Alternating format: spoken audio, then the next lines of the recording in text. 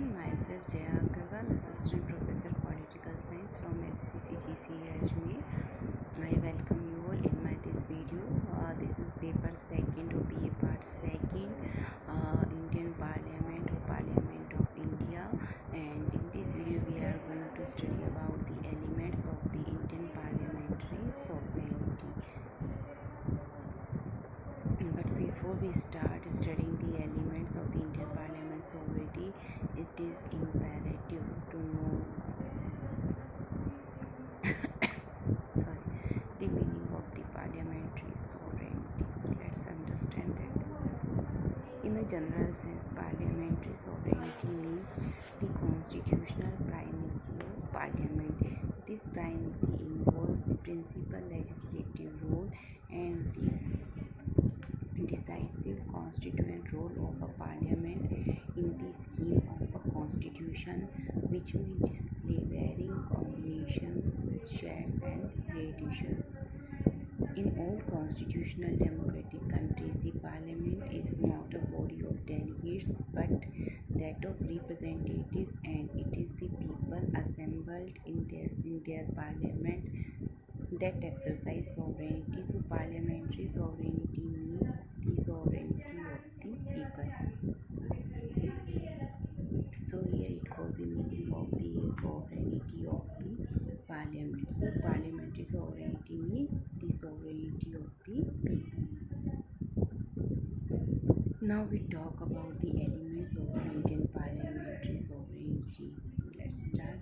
In the scheme of the Constitution of India, Parliament is the highest representative body of the people.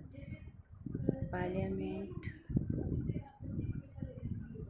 which is the heir of the Constituent Assembly of India, which had the supreme competence to make the Constitution and the laws. Article 248 of the Indian Constitution expressly vests residuary powers in the Parliament of India, unlike the American Constitution. Again, Article 368 empowers the Parliament to amend the Constitution. The Constitution does not also have the devices of direct democracy, such as referendum, initiative, or resort to any such device. The Parliament of India is endowed with constituent power. However, this power is subject to the procedural limitations prescribed by the Constitution, which may also be changed by the Parliament. Parliament is also the major legislative authority in the country, with the power to legislate during emergency, even for a matter within the jurisdiction of state legislatures. Parliament, but not a state legislature, has the power to make laws which may have extraterritorial impact. In addition, Parliament may legislate even against a rule or principle of the laws of the nations. It should then appear that the theory of sovereignty of the people does not the operation of the principle of parliamentary sovereignty in India. Means the theory of the sovereignty of people, we find that the origin of this concept, this theory, we do not find in the operation of the principle of parliamentary sovereignty in India, and because the Parliament of India ought to be deemed as the people of India, and people's sovereignty actualizes itself through parliamentary sovereignty. If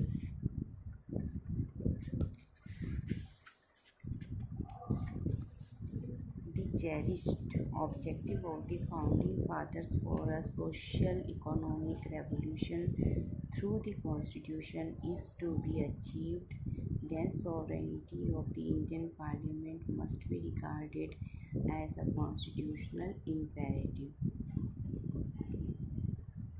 But Professor K.V. Rao says that though Indian Parliament has some powers, the framers of the Constitution have made it subversive to the executive. They have given the executive some more powers such as emergency powers and ordinance making powers, etc.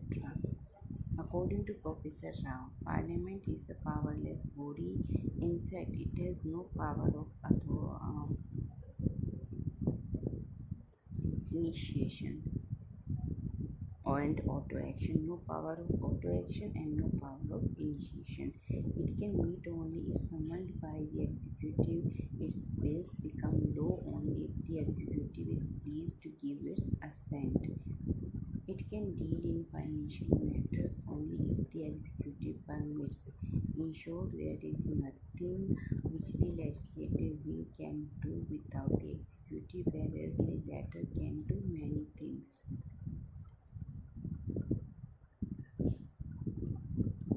Uh, in Shankari Prasad versus Union of India 1951, the Supreme Court said that the founding fathers must have had in mind invasion of the rights of the subjects by the legislative and the executive organs of the state by means of laws as rules made in exercise of the legislative powers, and not the abridgment of such rights by alternations of the constitution in exercise of sovereign constituent power. That power, though it is entrusted to parliament, has been so there we find so restrictions that its exercise must be difficult and rare. On the other hand, the terms of Article 368, the term The terms of Article 368 empower the Parliament to amend the Constitution without any exception. So the Indian Parliament is both a sovereign and a non-sovereign law-making body. Parliamentary sovereignty in India exists to the maximum possible extent conceivable within the terms of a written constitutional code. Although the country has the most elaborate and written federal constitution with the Bill of Rights and judicial review, it is desirable to recognize that parliamentary sovereignty in India can imply only the legislative primacy of the Indian Parliament. So, today in this video we studied about the elements of the Indian parliamentary sovereignty, and before the beginning of understanding these elements we have studied the meaning of the parliamentary sovereignty itself. So that's all for today from my side. Thank you very much.